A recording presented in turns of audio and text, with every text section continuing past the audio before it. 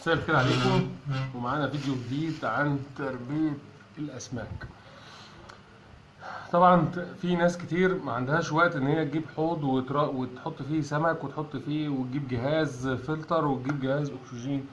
وكنا دايما بنتفرج على افلام كرتون توم وجيري وكده، بنتفرج على السمكة اللي في حوض مدور وعايشة عادي وكده. المشكلة دلوقتي ان في ناس كتير لما بتيجي تعمل الحركة دي السمكة بتموت. يومين 3 4 السمكة بتموت، وما همش فاهمين السمكة بتموت ليه.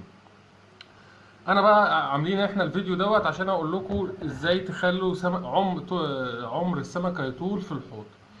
اول حاجة تربية السمكة في الحوض اللي هو الاسطواني ده اصعب بكتير من الحوض العادي. الحوض العادي فيه جهاز بيدي اكسجين وفيه جهاز بيفلتر المية، لكن هنا لا فيه اكسجين ولا فيه مية. تاني حاجة ما ينفعش نحط في الحوض ده اكتر من سمكتين، يعني سمكتين كتير. تمام؟ ليه؟ لان هما سمكتين هيخلصوا الاكسجين بسرعة، وفي نفس الوقت هيعكروا المية بسرعة. تمام؟ زي ما انتم شايفين، اول حاجة بلاش نحط الحاجات اللي بنحطها في الحوض زي ما انتم شايفين كده في الصورة اهو. تعالى، الحاجات اللي هي بتبقى في الحوض في اخر الحوض والكلام ده بلاش. ليه؟ لان السمكه بتاكل وترمي فضلاتها، بينزل تحت البتاع ده بيعكر الميه، وبيبقى صعب طبعا ان انت تشيل الحوض وتفكه وبعدين تحط دوت، وفي النهايه هيكون الميه هتتعكر والسمكه هتموت. يبقى ده بلاش.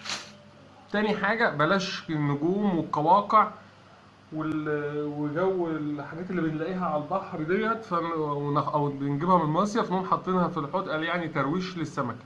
دي الحاجات دي ممكن نحطها في الحوض العادي، لكن ما ينفعش نحطها في الحوض اللي هنا ده. ليه؟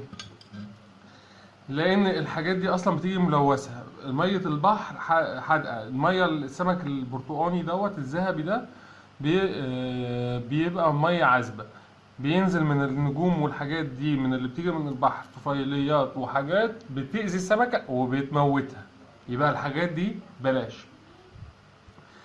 اهم حاجة معانا، اهم حاجة كمان غير الحاجتين دول او 3 حاجات دول، ان احنا لازم ما نحطش مية من الحنفية مباشرة على السمكة. اما نيجي نغير السمكة نكب المية ونحط السمكة في طبق، وبعدين بنجيب مية احنا مبيتينها مفتوحة من بالليل. يعني نجيب ميه بالليل كده ونفتحها ونقوم سايبينها لما الكلور اللي فيها كده يتطاير، وبعدين نبقى نحط فيها السمكه على بيات يوم 2. ما ينفعش تحط السمكه على طول من ميه الحنفيه، الكلور اللي في الميه هيموت السمكه. يومين 3 وهتيجي تبص السمكه على جنبها على طول.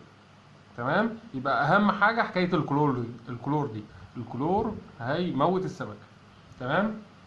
اخر حاجه معانا بقى، على فكره الميه اللي انتم شايفينها دي الميه دي بايته من امبارح. يعني الميه دي انا مش مغيرها النهارده، الميه دي او مش مغيرها عشان التصوير، الميه دي من امبارح. وزي ما انتم شايفين الميه مش عكره.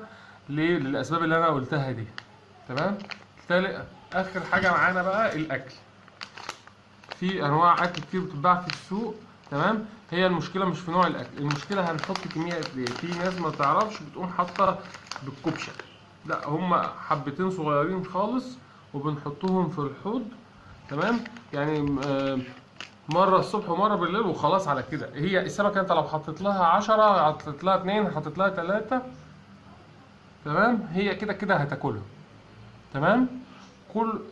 اي اكل هيتحط للسمكه هتاكله، بس المشكله ان هي هتاكله وهتعمل حمام اكتر وهتوسخ الميه اكتر، وهتبقى بالضروري ممكن ما تكونش مجهز ميه بايته، تضطر ان انت تغير ميه الحوض. وخلي بالك لو الميه الحوض اتعكرت، تمام، لازم تغيرها، لان مع الوقت السمكه اصلا هتتخنق وهتموت. تمام؟ دي كان اهم 4 حاجات لازم نعملهم عشان نحافظ على السمكه ونخليها ما تموتش بسرعه. وافتكروا معايا ان تربيه السمكه في الحوض المقفول اللي ما فيهوش جهاز اكسجين اصعب بكتير من الحوض. لو انت شايف ان مثلا كده صعب، انت تجيب حوض بقى وتحط فيه جهاز اكسجين وتحط فيه فلتر يفلتر نفسه، وكل فتره تبقى تغير الميه وخلاص. وطبعا هي اصلا تربيه السمك مش تربيه سهله يعني، وليها اكيد كلام تاني بالنسبه للحوض. شكرا.